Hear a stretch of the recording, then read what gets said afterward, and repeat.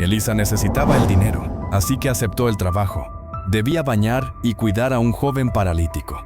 Pero mientras realizaba su primer baño, al desnudar su cuerpo inerte, sus ojos se quedaron paralizados por lo que vieron. El anuncio clasificado rezaba: se busca asistente con experiencia en cuidados paliativos, tareas de higiene y compañía, discreción absoluta, buen sueldo. No decía mucho más, solo una dirección en una urbanización de las afueras y un número de teléfono. Para Elisa, cada palabra era un salvavidas lanzado al mar turbulento de su vida. Discreción absoluta sonaba a advertencia, a secreto. Pero buen sueldo sonaba a comida en la mesa, a poder pagar el alquiler de su minúsculo apartamento, otro mes más, a respirar. Así que, con el currículum doblado en la mano y el corazón latiendo con un ritmo que era mitad de esperanza, mitad de pánico, se presentó en la casona de estilo moderno, impoluta y fría como un cubo de hielo, enclavada en una colina donde el silencio era tan denso que casi se podía palpar. La mujer que le abrió la puerta, la señora Valeria, era la viva imagen de la casa, impecable, arreglada hasta el último detalle, con un traje pantalón de color beige que costaba más que todo el guardarropa de Elisa. Su perfume era caro y distante. Sus ojos, del color de un cielo nublado, escanearon a Elisa de arriba a abajo, evaluando, midiendo, sin dejar traslucir ni una pizca de emoción. «Pase», dijo la voz, tan pulida como el mármol del recibidor. «Usted es Elisa Montenegro, supongo». «Sí, señora. He venido por el anuncio», respondió Elisa, intentando que su voz no sonara tan pequeña como se sentía en aquel espacio vasto y minimalista. La entrevista fue breve, quirúrgica. La señora Valeria no preguntó por sus sueños, sus aspiraciones o su vida. Preguntó por certificados, por experiencia con pacientes difíciles, por referencias. Elisa, que había cuidado de su madre hasta el último suspiro en una batalla perdida contra el cáncer, tenía la experiencia grabada a fuego en el alma, no solo en los papeles. «Es mi hijo», dijo la mujer de pronto, mientras jugueteaba con un pesado cortapapeles de plata sobre un escritorio de diseño. «Mateo tuvo un accidente hace 5 años. Lesión medular a nivel C, cuadraplegia. Necesita asistencia completa, baño, cambio, movilización. No habla. La comunicación es limitada». Hizo una pausa, y por primera vez, Elisa creyó ver una grieta en su armadura de hielo, una sombra de algo que podía ser dolor, o quizás solo fastidio. «Es imperativo que siga las instrucciones al pie de la letra, y que sea discreta. Este es un hogar privado. No queremos curiosos». Elisa asintió, sintiendo el peso de las palabras. «No habla». Cuadraplegia. Eran términos médicos, duros, que escondían una realidad que ella conocía bien, la de un cuerpo que se convierte en una prisión. «Puedo hacerlo», dijo, con una firmeza que nació de un lugar profundo dentro de ella. «Lo trataré con dignidad». La señora Valeria la miró por un instante más largo de lo necesario, como si buscara en sus ojos la veracidad de esa promesa. Finalmente asintió. «Bien. Empezará mañana, 8 de la mañana. No sea impuntual». Y así, al día siguiente, a las 8 en punto, Elisa se encontró de nuevo frente a la puerta maciza, con su bata de trabajo limpia en una bolsa y una bola de nervios anudada en el estómago. La abrió la misma mujer, pero esta vez estaba acompañada por un hombre mayor, de rostro cansado y manos callosas, que la señora Valeria presentó como Anselmo, el mayordomo y chofer. «Anselmo le mostrará la habitación de Mateo, y le dará las indicaciones», dijo ella, ajustándose un reloj de oro que brilló bajo la luz del vestíbulo. «Yo debo ausentarme. Tengo compromisos». Y sin más, se dio la vuelta y se fue, el taconeo de sus zapatos, repiqueteando sobre el suelo hasta desaparecer. Elisa se quedó sola con Anselmo, que le dirigió una leve, casi imperceptible sonrisa de consuelo. «Por aquí, señorita Elisa», dijo su voz, áspera pero amable. «Le aviso, el muchacho es difícil. No se desanime». La recorrieron por pasillos interminables, adornados con cuadros abstractos y esculturas que parecían más artefactos de otro planeta que decoración. Todo estaba en orden, todo relucía, pero había una frialdad palpable, la sensación de un museo vacío, no de un hogar. Finalmente se detuvieron frente a una puerta de roble oscuro, entreabierta. Aquí es, susurró Anselmo. Todo lo que necesita está dentro. El intercomunicador está en la mesita de noche. Si necesita algo, solo pulse el botón. Yo vendré. Elisa asintió, tragando saliva. Anselmo se alejó con pasos silenciosos, dejándola sola ante la puerta. Tomó aire, profundo, llenando sus pulmones de valor. Empujó la madera lentamente.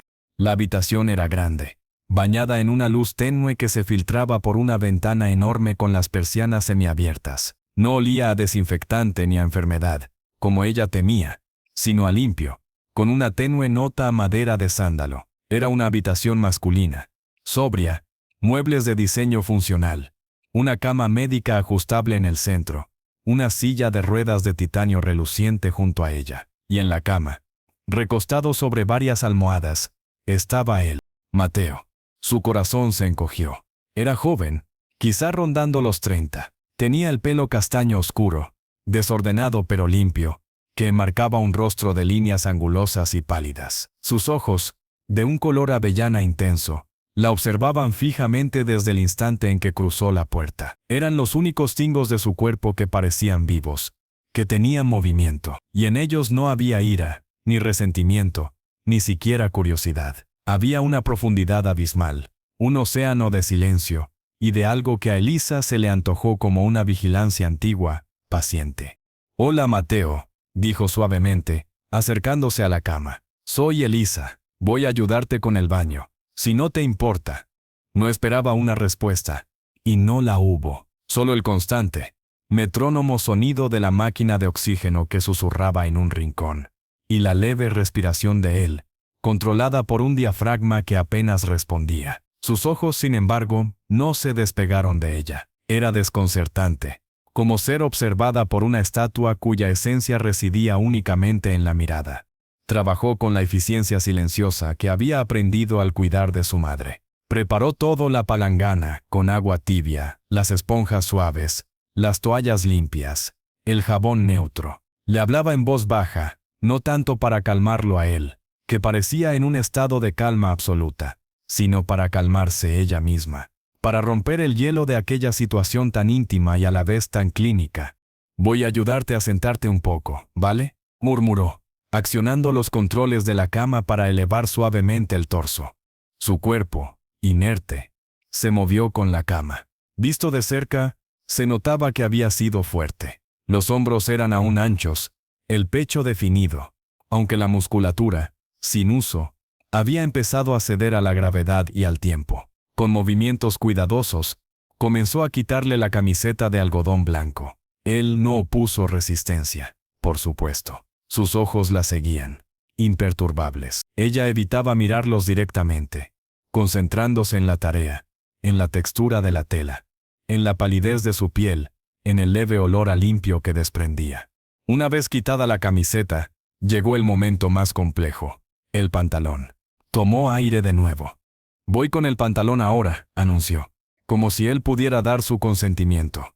Desabrochó el botón, bajó la cremallera. Con sumo cuidado, deslizó la prenda por sus caderas, por sus muslos inertes, hasta liberarlo por completo. Lo hizo con una profesionalidad, que era un escudo contra la vergüenza que podría sentir, contra la intrínseca vulnerabilidad del acto. Él llevaba ropa interior holgada, de algodón, también blanca.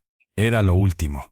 Elisa hizo una pausa, mojando la esponja en el agua tibia, exprimiéndola.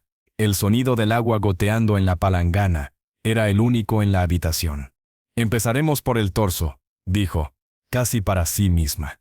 Se inclinó sobre él, comenzando a pasar la esponja suavemente por sus hombros, por su pecho. La piel, pálida y fresca al tacto, se ponía ligeramente rosada donde la esponja pasaba. Sus ojos, aquellos ojos avellana que lo eran todo, la observaban. Ella sentía su mirada como un peso físico en sus manos, en su nuca. No parpadeaba.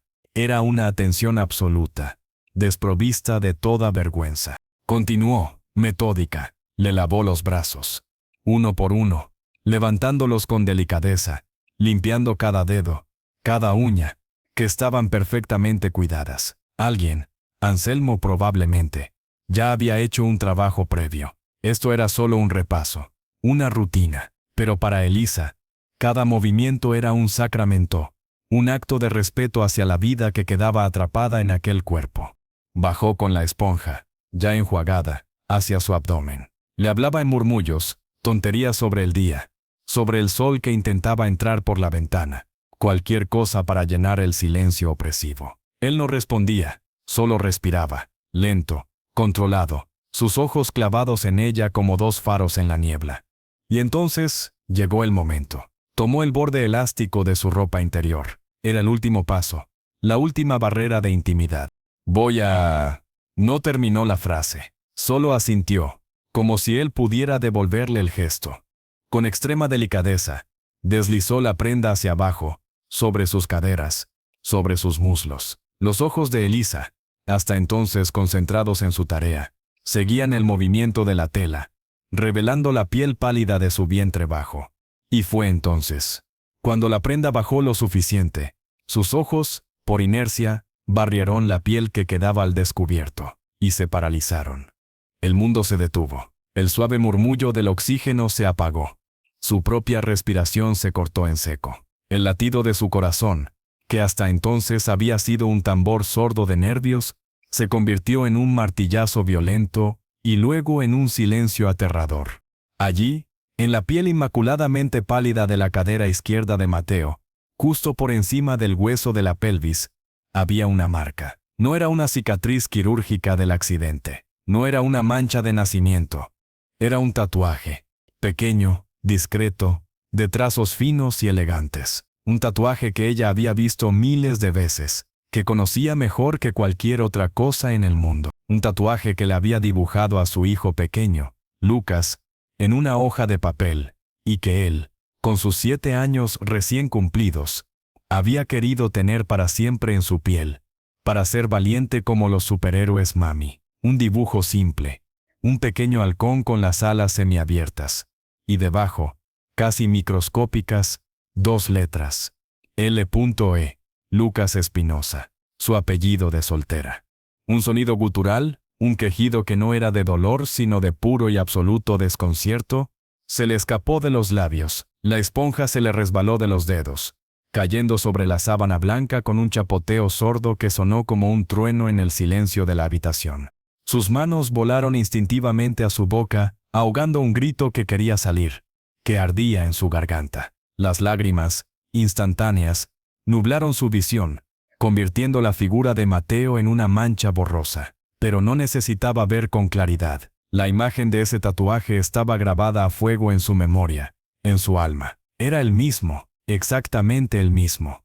Temblando de pies a cabeza, como si le hubieran sumergido en agua helada, forcejeó por respirar, por encontrar algo de aire en una habitación que de pronto se había quedado sin él. Su mente, enloquecida, retrocedió 5 años en un nanosegundo. La furgoneta blanca, el parque, el grito de otro niño, los segundos de distracción, el vacío, la pequeña chaqueta azul tirada en el columpio, la desesperación, la policía, los meses, los años de búsqueda incansable, de esperanza que se convertía en angustia, en desesperación, en una herida abierta que nunca cicatrizaba. Su hijo, su Lucas, su niño, desaparecido sin dejar rastro en un parque abarrotado de gente hacía 5 años. 5 años. Y ahora, aquí, en este cuerpo de hombre, en esta habitación silenciosa y fría, bajo sus manos, estaba la prueba, la marca que ella misma había diseñado, la marca de su hijo.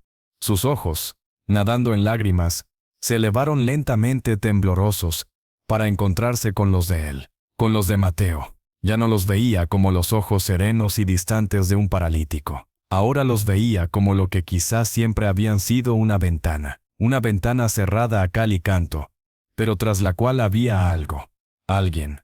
Él la miraba. No había sorpresa en su mirada, no había alarma, solo aquella profundidad abismal. Pero ahora, con el corazón destrozado y la mente en llamas, Elisa creyó ver algo nuevo en ellos. Una chispa de agonía, de reconocimiento, de una pena tan inmensa y antigua como el mundo. Y algo más, algo que la aterrorizó y la llenó de una esperanza devastadora al mismo tiempo. Sus labios, que no se habían movido en años, temblaron. Fue un espasmo casi imperceptible, un tic nervioso en la comisura izquierda. Pero para Elisa, fue como ver la mano de Dios. Y entonces, lo imposible sucedió. De sus ojos, de esos ojos que no parpadeaban, que no se apartaban de ella, brotó una lágrima, una sola cristalina y pesada, que se deslizó con lentitud exasperante por su sien. Se perdió en su cabello oscuro y dejó una estela húmeda sobre la almohada blanca. Elisa dejó escapar un jadeo ahogado. El mundo se redujo a esa lágrima, a ese tatuaje, a esa mirada. El ruido de la puerta abriéndose de par en par a sus espaldas. Fue como una explosión. ¿Qué está pasando aquí? La voz de la señora Valeria cortó el aire como un cuchillo. Fría, dura, cargada de una furia contenida. ¿Qué has hecho? Elisa se giró, tambaleándose, con el rostro empapado en lágrimas, incapaz de articular palabra, señalando con una mano temblorosa la marca en la cadera de Mateo, luego a él, luego a su propio corazón, como si intentara unir los puntos de un universo que se desmoronaba. La señora Valeria siguió la dirección de su dedo. Su rostro impecable palideció aún más. Si cabía, la grieta que Elisa creyó ver el día anterior se abrió de par en par. Pero no para mostrar dolor, sino para revelar pánico, un pánico feroz y peligroso. «Salga», ordenó, y su voz era un silbido venenoso. «Salga inmediatamente de esta habitación». Logró balbucear Elisa, ahogándose en sollozos. «Es mi hijo». Los ojos de la señora Valeria se estrecharon. Avanzó un paso, y su figura, antes solo fría, ahora emanaba una amenaza tangible. «Está delirando», espetó, cada palabra cargada de hielo. «Mi hijo se llama Mateo. Lleva 5 años postrado en esta cama por un accidente de tráfico. No sabe lo que dice. Salga, ahora, o llamaré a la policía, y la acusaré de acoso y de conducta impropia». Anselmo apareció detrás de ella, en la puerta. Su rostro era un pozo de conflicto y miedo. Elisa no se movió. No podía. Sus pies estaban clavados al suelo. Miró a la mujer, a su fría y perfecta ira. Miró a Anselmo, a su silenciosa angustia. Y luego, miró de nuevo a Mateo, a Lucas. Sus ojos, aquellos ojos avellana que lo eran todo, seguían clavados en ella. Y en ellos, entre el dolor y la resignación, ella juró ver un destello minúsculo, desesperado, de luz, y un mensaje mudo, tan claro como si lo hubiera gritado: «Mamá». El corazón se le rompió en 1000 pedazos. La revelación, monstruosa y gloriosa, le golpeó con la fuerza de un tsunami. No había sido un accidente. La desaparición de su hijo, esta casa, esta mujer, nada era lo que parecía. Y ahora, ella lo sabía. La señora Valeria también lo sabía. Elisa estaba en el ojo del huracán, en el epicentro de una verdad aterradora. Y la puerta de salida, la puerta a su vida anterior, había desaparecido. Se había cerrado para siempre. El silencio que siguió a la orden de la señora Valeria era tan denso y pesado que parecía poder cortarse con un cuchillo. El latido del corazón de Elisa resonaba en sus oídos como un tambor de guerra. Un ritmo frenético y aterrador que se mezclaba con el zumbido estático de su propia incredulidad. Las lágrimas aún le ardían en las mejillas, caminos salados que trazaban el mapa de su conmoción. «Es mi hijo», repitió, esta vez con una fuerza que le nació de las entrañas, de un lugar maternal tan primitivo y feroz que ni la amenaza de aquella mujer podía silenciar. Su dedo, todavía tembloroso, no apuntaba ya a la cadera de Mateo, sino directamente al corazón de la señora Valeria, acusador, desafiante. La expresión de la mujer se transformó. El pánico inicial se solidificó en una furia glacial, controlada pero mortal. Avanzó otro paso dentro de la habitación, y su perfume caro ahora olía a peligro. Anselmo dijo, sin apartar los ojos de Elisa: «Cierre la puerta». El mayordomo, pálido como la cera, titubeó. Sus ojos, llenos de una angustia indecible, volaron de la fría determinación de su empleadora al rostro devastado de Elisa, y luego a los ojos de Mateo, que seguían fijos, intensos, brillando con una lucidez aterradora. «Señora, quizás», murmuró Anselmo. su voz quebrada. «Cierre la puerta», repitió ella. Y el filo de su voz cortó cualquier posible argumento. Anselmo obedeció, con movimientos lentos y pesados, como si cada centímetro que recorría la puerta al cerrarse fuera una losa más sobre su conciencia. El clic de la cerradura al engranar sonó como el portazo de una celda. Elisa sintió un escalofrío mortal recorrerle la espalda. Estaba atrapada con la verdad y con la persona que se la había robado. «Usted no tiene idea de lo que dice», comenzó la señora Valeria, cruzando los brazos sobre su impecable traje. «Está confundida por el estrés, por el trabajo. Mi hijo Mateo sufrió un accidente automovilístico catastrófico. Los informes médicos, la policía, todo está documentado. Lo que ve es una coincidencia, un cruel juego del azar». «No es ninguna coincidencia», gritó Elisa, la voz quebrada por los sollozos, pero llena de una certeza absoluta. «Yo dibujé ese halcón. Le puse esas iniciales. L.E. Lucas Espinosa desapareció en el Parque de la Libertad hace 5 años. 5 años. Usted me lo robó». La mención del nombre del parque hizo que un músculo en la mandíbula de la señora Valeria se tensara visiblemente. Pero no retrocedió. «Tonterías. Mi hijo se llama Mateo Valderrama». Su mirada se desvió hacia la cama, y por un instante, Elisa creyó ver algo espantoso en sus ojos. No solo mentira, sino posesión. Una posesión enfermiza. «Díselo, cariño. Díselo a esta mujer que está confundida». Todos los ojos se volvieron hacia Mateo, hacia Lucas. Su respiración era un poco más agitada. El ritmo constante del oxígeno parecía acelerarse. Sus ojos, aquellos ojos que eran la única ventana a su alma atrapada, estaban clavados en Elisa. Y entonces, sucedió de nuevo. El mismo espasmo casi imperceptible en la comisura de sus labios. Un parpadeo lento, deliberado. Y otra lágrima, solitaria y elocuente, que se abrió camino por su sien. Fue su respuesta, más poderosa que cualquier palabra. «¿Lo ve?», gritó Elisa, triunfante y aterrorizada al mismo tiempo. «Él me reconoce». «Eso no significa nada», espetó la señora Valeria, pero su voz perdió por primera vez un ápice de su control perfecto. Un temblor casi imperceptible la recorrió. «Son espasmos musculares, secuelas de su condición. Anselmo, llame al doctor Ramos, que venga inmediatamente. Tenemos que sedar a Mateo. Está alterado». «No lo toque». Elisa se interpuso instintivamente entre la mujer y la cama, extendiendo los brazos como una fiera protegiendo a su cría. El instinto maternal la inundó, anulando el miedo. «No se acerque a él». La señora Valeria se detuvo, y una sonrisa fría, cruel, se dibujó en sus labios. «¿Y qué piensa hacer, señorita Montenegro? ¿Llamar a la policía?», preguntó. Y su tono era ahora burlón, confidente. «¿Y qué les dirá? Que cree reconocer un tatuaje en el hijo paralítico de una respetable familia. Contra los informes médicos, los registros, el dinero que puede mover mi familia, la tomarán por una lunática, una enferma mental, que se obsesionó con un paciente. Ya lo he visto antes». Hizo una pausa, disfrutando del golpe. «Su palabra contra la mía. Y yo tengo todas las cartas». Elisa sintió que el suelo se abría bajo sus pies. La mujer tenía razón. Sonaba como una historia delirante. ¿Quién le creería? Era pobre, vulnerable, una cuidadora contra una mujer de la alta sociedad con recursos ilimitados. La frialdad del mundo, de ese sistema del que siempre había desconfiado, se cerró alrededor de su cuello como un dogal.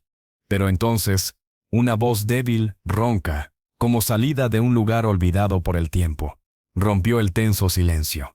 «Ella tiene razón». Todos se quedaron paralizados. Elisa contuvo la respiración. La señora Valeria palideció de verdad, como si hubiera visto un fantasma. La voz venía de la cama, de Mateo, de Lucas. Sus labios, aquellos labios que no se habían movido en años, se habían entreabierto levemente. El sonido había sido áspero, forzado, un susurro que apenas lograba salir de una garganta no usada. Pero había sido claro, innegable. Anselmo jadeó, llevándose una mano temblorosa a la boca. Sus ojos se llenaron de lágrimas. «Dios mío», murmuró. «Cállate», le gritó la señora Valeria a Mateo, y el disfraz de la madre preocupada se desvaneció por completo, revelando el rostro demacrado de la locura y la obsesión. «Cállate, Mateo, no digas nada». «No, llamo, Mateo», logró articular él. Cada palabra una batalla, un esfuerzo sobrehumano que tensaba cada músculo de su rostro. Sudaba, pero sus ojos, fijos en Elisa, brillaban con una determinación feroz. Elisa se derrumbó. Cayó de rodillas junto a la cama, agarrando la mano inerte de su hijo, apretándola contra su mejilla, bañándola con sus lágrimas. Lucas lloró una y otra vez. «Mi niño, mi Lucas, ¿qué te hicieron? ¿Qué te hicieron?». La señora Valeria miró la escena, con una mezcla de horror y rabia. Su mundo, su mentira perfectamente construida, se desmoronaba ante sus ojos. Respiró hondo, intentando recuperar el control. «Anselmo», dijo, y su voz era ahora peligrosamente calmada. «Esto se ha ido de las manos. Ya sabes lo que hay que hacer». El mayordomo la miró, aterrorizado. «Señora, no puedo. Esto ya ha ido demasiado lejos. El niño, él, no es un niño, es mi hijo», chilló ella, perdiendo por completo los estribos. «Yo lo salvé de una vida mediocre, de una madre que no podía darle nada. Le di todo, y él me lo agradeció, me quiso, hasta que vino esta mujer a arruinarlo todo». Su confesión, distorsionada por la posesión y la negación, colgó en el aire, envenenándolo todo. Elisa la miró, comprendiendo la magnitud de la locura a la que se enfrentaba. No era una criminal fría y calculadora, era una mujer rota, obsesiva, que había construido una realidad alternativa a su alrededor, y había arrastrado a todos dentro de ella. «Usted se lo llevó», susurró Elisa, con una voz cargada de un odio que nunca antes había sentido. «Usted secuestró a mi hijo». «Lo rescaté», insistió la mujer, los ojos desencajados. «Y no permitiré que te lo lleves, Anselmo». La sedación, ahora. Pero Anselmo no se movió. Estaba mirando a Lucas, a los ojos del niño que había ayudado a encarcelar durante 5 años. Y algo se quebró dentro de él. «No, señora», dijo con una voz nueva firme. «Ya basta. Esto debe terminar». La señora Valeria lo miró como si lo viera por primera vez, como si una de sus posesiones más preciadas se hubiera vuelto contra ella. «¿Qué? ¿Cómo te atreves? Después de todo lo que he hecho por ti, por tu familia?» «Hice cosas terribles por lealtad, por miedo», confesó Anselmo, las lágrimas recorriendo sus mejillas surcadas de arrugas. «Pero reconocer a su madre, esto es demasiado. El niño merece volver a casa». «El niño, no Mateo». La admisión de Anselmo fue el clavo final en el ataúd de la farsa. La señora Valeria emitió un sonido entre un gruñido y un grito de frustración. Dio un paso hacia la mesita de noche, donde había un botón de emergencia y un pequeño armario con medicamentos. Pero Elisa fue más rápida. «Still on her knees, she scrambled and grabbed the knee ceramic basin of water, holding it like a shield». «No se acerque», advirtió, con una voz que no reconoció como propia.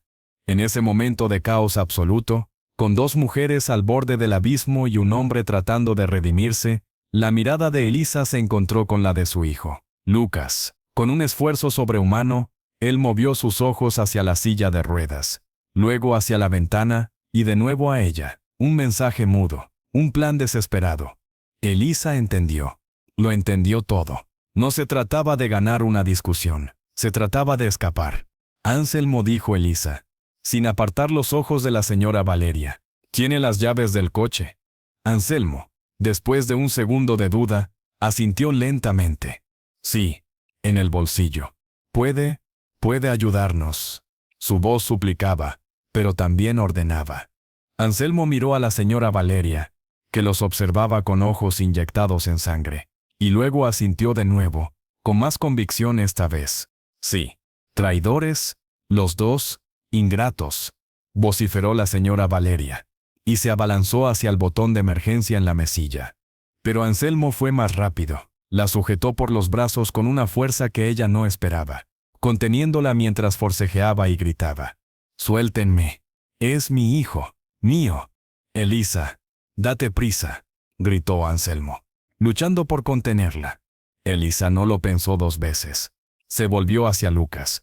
Con una determinación que le brotaba de cada poro, comenzó a desconectar con manos temblorosas, pero seguras los monitores, la sonda de oxígeno. Sabía que era arriesgado, pero no había tiempo, no había otra opción.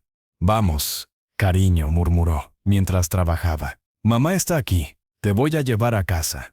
Los ojos de Lucas la observaban, llenos de un miedo antiguo, pero también de una confianza absoluta, de una esperanza que renacía de sus cenizas después de 5 largos años. Finalmente, lo liberó de los cables.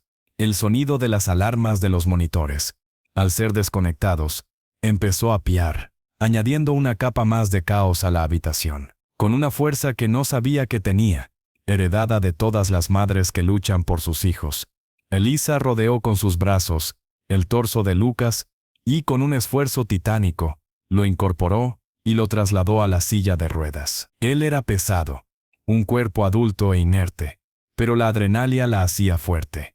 Vamos, urgió Anselmo, todavía forcejeando con una señora Valeria, que ahora gritaba improperios y maldiciones. Elisa agarró las asas de la silla de ruedas y empujó. La puerta estaba cerrada. La llave, gritó. En el bolsillo de mi chaleco, respondió Anselmo, esforzándose por mantener controlada a la mujer. Elisa, con manos que temblaban de forma incontrolable, buscó en los bolsillos del chaleco de Anselmo, hasta encontrar una llave pequeña. La insertó en la cerradura, giró, y abrió la puerta. El pasillo desierto se extendía ante ellos, un túnel hacia la libertad o hacia la perdición. El coche está en la salida de servicio, a la izquierda. Una furgoneta negra, indicó Anselmo. Yo la distraeré. Vayan. Elisa lo miró por un segundo, una gratitud inmensa llenando su corazón destrozado. Gracias, logró decir. Perdóneme, le susurró Anselmo, con los ojos llenos de lágrimas. Perdónenos a todos.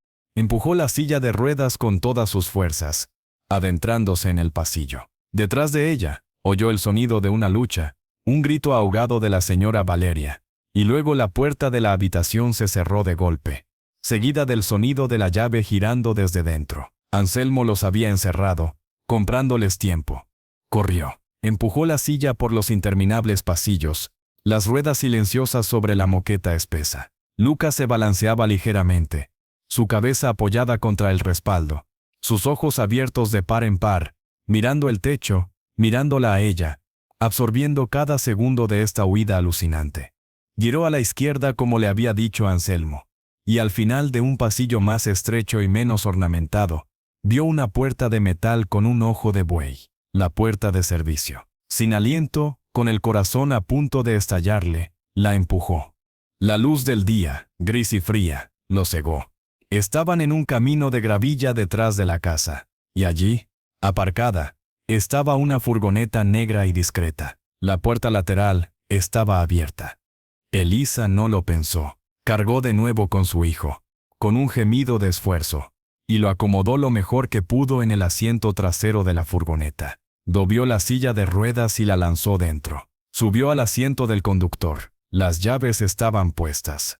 Al mirar por el espejo retrovisor, vio la puerta de servicio abrirse de golpe. Anselmo apareció, despeinado, con el labio sangrante, haciendo señas desesperadas para que se fueran. Y detrás de él, la figura enloquecida de la señora Valeria, forcejeando por salir. Elisa arrancó el motor, pisó el acelerador. La furgoneta patinó sobre la gravilla antes de agarrar al asfalto de un camino secundario. No sabía a dónde iba, no importaba, solo importaba alejarse de la casa del horror, alejarse de la sombra de esa mujer. Miró por el espejo otra vez. Lucas yacía en el asiento trasero, respirando con dificultad pero estable. Sus ojos estaban cerrados, por una mano, su mano derecha, que debía tener un resto mínimo de movilidad, se había movido. Descansaba sobre su pecho, y el dedo índice se curvaba ligeramente, una y otra vez, en un movimiento débil pero persistente. Era el mismo movimiento que hacía cuando era pequeño, para decir te quiero en su lenguaje secreto. Elisa rompió a llorar de nuevo, pero esta vez no eran lágrimas de dolor, sino de una emoción tan vasta y profunda que le inundó el alma. Allí, en la furgoneta que huía, Con su hijo recuperado después de 5 años de angustia, comenzaba la verdadera batalla. La batalla por sanarlo, por reconstruirlo, por responder a la pregunta que ardía en su mente con una intensidad dolorosa. ¿Qué había sufrido exactamente Lucas en manos de esa mujer? La furgoneta negra surcaba la carretera comarcal como un fantasma huyendo de la luz del amanecer. La lluvia fina, que había empezado como un llanto tímido del cielo, se convirtió en un aguacero persistente que golpeaba el parabrisas con un ritmo monótono, casi hipnótico. Cada gota era un latido más del corazón frenético de Elisa, que se estrellaba contra sus costillas como un pájaro enjaulado. Sus manos, aferradas al volante con una fuerza que le blanqueaba los nudillos, no dejaban de temblar. En el espejo retrovisor, la imagen de Lucas, su hijo, su niño, su milagro rescatado de las sombras, la mantenía anclada a la realidad, a una realidad tan dolorosamente dulce que le partía el alma en dos. Él yacía en el asiento trasero, arropado con una manta que Anselmo, en su último acto de redención, había tenido la previsión de dejar allí. Su respiración era un hilo tenue pero constante, el sonido más preciado que Elisa había escuchado en 5 años. «Estamos a salvo, cariño», murmuró, su voz ronca por el llanto y la adrenalina. «Nadie te va a separar de mí nunca más, lo prometo». Los ojos de Lucas, aquellos ojos avellana que habían sido su único medio de comunicación durante su cautiverio, estaban abiertos, fijos en ella. En ellos ya no había la resignación del prisionero, sino el asombro vulnerable del convaleciente, la frágil chispa de la esperanza. Su mano, la derecha, con ese vestigio de movimiento que había conservado como un acto de rebelión silenciosa, se movió lentamente. El dedo índice se curvó una vez, luego otra. «Te quiero», el código secreto de su infancia, un faro en la niebla de su dolor. Elisa ahogó un sollozo y apretó el acelerador. No podía parar. No aún. La imagen de la señora Valeria, con su rostro distorsionado por una raía posesiva, y la advertencia final de Anselmo. «Tiene recursos, Elisa. No subestime su ira», resonaban en su mente. Necesitaban desaparecer. Necesitaban un lugar seguro, lejos de las garras de aquella mujer. Pero primero, necesitaba ayuda. Ayuda real. No podía cargar sola con la magnitud de lo que había descubierto. Con la condición crítica de Lucas, tomó una decisión arriesgada. Una que haría visible su huida, pero que era inevitable. Con una mano, buscó a tientas el teléfono que había dejado en el salpicadero. Marcó un número que conocía mejor que ningún otro, el de su hermana, Carmen, la única persona que no la había juzgado durante todos esos años de desesperación, la que había permanecido a su lado, barriendo los mismos parques, pegando los mismos carteles con el rostro sonriente de Lucas. La línea sonó 1, 2 veces. «Elisa, ¿dónde estás? Son las 6 de la mañana». La voz de Carmen, cargada de sueño y de preocupación instantánea, fue un bálsamo. «Carmen». La voz de Elisa se quebró. «Lo encontré». Un silencio absoluto al otro lado de la línea. Luego un jadeo. «¿Qué? Elisa, ¿estás bien? ¿Qué dices?» «A Lucas. Encontré a Lucas. Está conmigo». Las palabras salían a borbotones, entrecortadas por los sollozos. «Está herido, Carmen, muy herido, pero está vivo». «Dios mío». Carmen rompió a llorar. «¿Dónde? ¿Dónde estás?» «Estoy manejando. No puedo parar. Ella, la mujer que se lo llevó, es peligrosa. Tiene dinero, influencias». Elisa miró por el espejo retrovisor, esperando ver faros persiguiéndolos, pero solo había la cortina gris de la lluvia. «Necesito que llames a la policía. Pero no al 091 normal. Llama al inspector Rojas. ¿Te acuerdas? El que siempre nos escuchó. Dame su número directo. Y luego ve al hospital universitario. Espéranos allí. No le digas a nadie más. A nadie, Carmen. ¿Me entiendes?» Sí, te entiendo». La voz de Carmen era ahora firme, teñida de la misma determinación férrea que había unido a la familia durante la búsqueda. «Estoy escribiendo. Inspector Rojas, voy ahora mismo. Ten cuidado, Elisa. Por favor, ten cuidado». Colgó. Elisa sintió que una mínima parte del peso monumental que cargaba se compartía. No estaba completamente sola. Siguió conduciendo durante lo que pareció una eternidad. Cada minuto una agonía.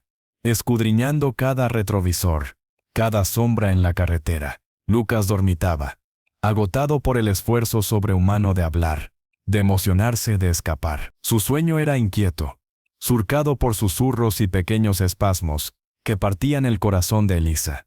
Finalmente las luces de la ciudad empezaron a dibujarse en el horizonte, difusas a través de la lluvia. El hospital universitario, un gigante de cristal y acero, se alzó ante ellos. Y allí, en la entrada de urgencias, bajo un paraguas negro y con el rostro pálido de la ansiedad, estaba Carmen. Al ver la furgoneta, corrió hacia ella, desafiando la lluvia.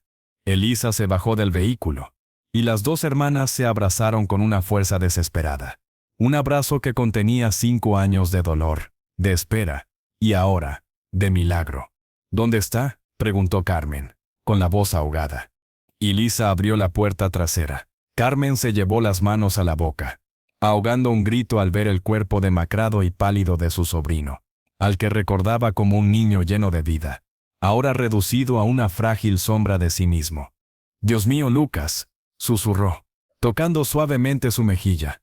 En ese momento, un hombre alto y de aspecto cansado, con un abrigo arrugado y una identificación colgando del cuello, se acercó a ellos. Era el inspector Rojas. Sus ojos, expertos en detectar mentiras y miserias humanas, se ensancharon al ver a Lucas. Recordaba perfectamente el caso. Recordaba la desesperación de Elisa, los cientos de horas de investigación infructuosa. Era un caso que le había quitado el sueño durante años. «Señora Montenegro», dijo, con una voz grave. «¿Me han dicho, es él?» Elisa asintió, sin poder hablar. Las lágrimas volvían a correr libremente. «Dios santo», murmuró Rojas. Luego, su entrenamiento tomó el control. «Vamos, vamos. Un equipo médico les está esperando. Y mis agentes. Necesitamos asegurarle. Y necesitamos su declaración».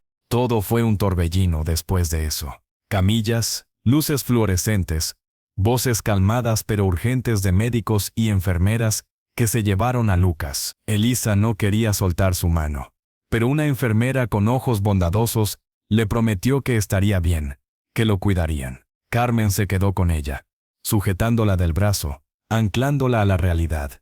En una sala privada, frente al inspector Rojas, y con una taza de café amargo entre las manos, Elisa contó todo, desde el anuncio clasificado hasta la casa fría, desde los ojos de Mateo hasta el tatuaje, desde la confesión de la señora Valeria hasta la huida desesperada con la ayuda de Anselmo. Habló durante horas, desgranando cada detalle, cada sombra, cada palabra. Rojas escuchaba en silencio, tomando notas. Su rostro era una máscara de creciente incredulidad e indignación. Cuando terminó, el inspector se quedó quieto durante un largo minuto. «Es la historia más extraordinaria y terrible que he escuchado en todos mis años de servicio», dijo al fin. «Y le creo, Elisa, cada palabra». Mientras hablaban, la maquinaria policial se ponía en marcha. Patrullas silenciosas se dirigían a la urbanización de las afueras. La orden de búsqueda y captura para Valeria Valderrama y Anselmo Moreno se emitía con carácter de urgencia. Pero llegaron demasiado tarde. La mansión estaba en silencio. Demasiado silencio. La puerta principal, entreabierta. Dentro el orden perfecto reinaba, pero teñido de una quietud fantasmal. No había rastro de Anselmo. Y en el salón principal, sentada en un sofá de terciopelo, con un vestido impecable y el pelo perfectamente recogido, estaba la señora Valeria. Sostenía una copa de brandy vacía. Frente a ella, en la mesita de café, había una carpeta abierta con documentos médicos falsos, facturas de clínicas privadas inexistentes y fotografías de un niño rubio que no era Lucas, pero que había servido para construir su mitología de dolor. No opuso resistencia. Se dejó arrestar con una dignidad fría y quebrada. Sus ojos nublados miraban al vacío, hacia el hijo que nunca tuvo y al que había intentado robar a toda costa. La ficción en la que había vivido se había derrumbado, y con ella, su mente. Murmuró una única frase mientras la llevaban a un coche patrulla. Él me quería, me llamaba mamá. Anselmo, sin embargo, había desaparecido. Solo dejó atrás una carta dirigida a Elisa, encontrada en la cocina. En ella, con una caligrafía temblorosa, pedía perdón por su cobardía, por haber sido cómplice por miedo a perder su trabajo, por haber visto el deterioro de Lucas y no haber tenido el valor de actuar antes. Explicaba cómo la señora Valeria, tras un aborto tardío que la dejó estéril y sumida en una depresión profunda, había ideado el plan. Había estado observando a Lucas en el parque durante semanas. El accidente de tráfico de Mateo Valderrama había sido real, pero el joven había fallecido en el acto. Ella, con su dinero y sus contactos, había borrado su muerte y sustituido su identidad por la de Lucas, aprovechando la confusión y la desesperación de los primeros días de la desaparición. Anselmo confesaba todo, se declaraba culpable, y prometía presentarse a la justicia cuando estuviera listo para enfrentar sus demonios. La carta terminaba con una última línea: «Cuide de ese niño, tiene el corazón de un león». Días después, la tormenta mediática era monumental. La historia del secuestro del alma, como la titularon los periódicos, conmocionó al país. La imagen de Elisa, abrazando a Lucas en su lecho de hospital, dio la vuelta al mundo. Fue un momento de justicia poética, de calor humano victorioso contra la frialdad más aberrante. Pero la verdadera batalla, Elisa lo sabía, se libraba en la habitación 412 del hospital universitario. Lucas estaba recibiendo la mejor atención posible. Los médicos eran cautelosamente optimistas. Su lesión, aunque grave, no era tan completa como la señora Valeria había hecho creer. El aislamiento, la falta de estímulos, y los médicos sospechaban, una medicación inapropiada para mantenerlo dócil y débil, habían exacerbado su condición. Con terapia intensiva, fisioterapia, y sobre todo, con amor, podría recuperar algunos movimientos, cierta autonomía. La camino sería larga y dolorosa, pero había esperanza. Una tarde, mientras el sol poniente teñía de naranja la habitación, Elisa estaba sentada junto a la cama, leyéndole en voz baja un viejo libro de cuentos que a él le encantaba de pequeño. De repente, Lucas hizo un sonido, un susurro ronco. Elisa dejó el libro, conteniendo la respiración. «Ma». La voz era un hilillo de aire, áspera por la falta de uso. Los ojos de Elisa se inundaron de lágrimas. Se inclinó sobre él, acariciando su rostro. «Estoy aquí, cariño. Mamá está aquí». Él parpadeó lentamente, concentrando toda su energía en esa única palabra, en ese sonido primordial que había estado aprisionado durante 5 largos años. «Mamá», logró decir. Más claro esta vez. Una palabra completa, una frase entera, un universo. Y entonces, sucedió. Por primera vez desde que lo encontró, desde que lo rescató de las sombras, una sonrisa, titubeante y frágil como el primer capullo de la primavera, se dibujó en los labios de Lucas. No era un espasmo, era una sonrisa real, genuina, que llegaba hasta sus ojos, iluminando toda su cara y revelando, por un instante, al niño que había sido y al hombre que luchaba por volver a ser. Elisa echó a reír y a llorar al mismo tiempo. Un sonido de pura, absoluta y desbordada felicidad. Agarró su mano, la mano que le decía «te quiero» en su código secreto, y la apretó contra su corazón. «Te quiero, Lucas», susurró, besando su frente. «Te quiero tanto». Afuera, el mundo seguía girando, frío y a veces cruel. Pero dentro de la habitación 412, de Decim bañada por la luz dorada del atardecer, solo existía el calor de un abrazo que había esperado 5 años, el calor de una voz recuperada, el calor de una sonrisa que prometía un nuevo amanecer. La batalla había terminado. La guerra contra la oscuridad la habían ganado ellos dos, juntos, y ahora, por fin, empezaba la paz.